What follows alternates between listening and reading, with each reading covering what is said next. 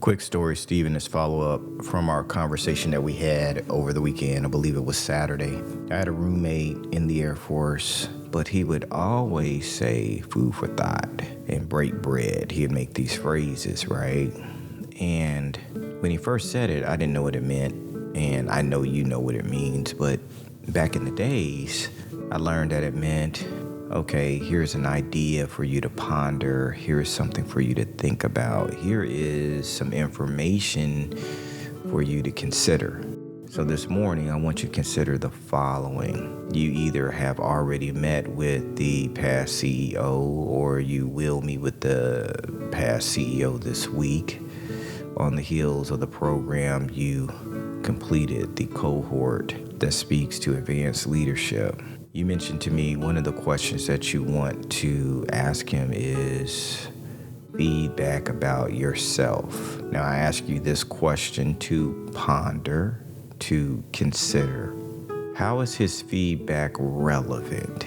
Let's say it's favorable. How is it germane to your future steps? Let's say it's neutral. How does that help your future? Let's say it's unfavorable.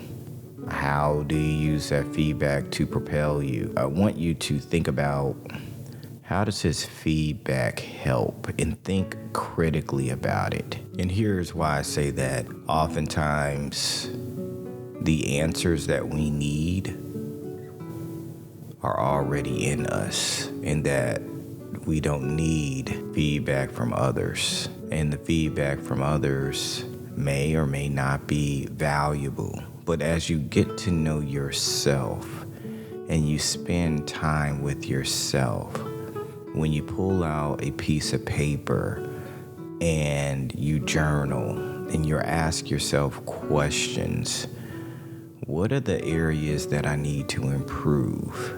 How can I improve in said area or areas? Questions like, how can I be a better leader?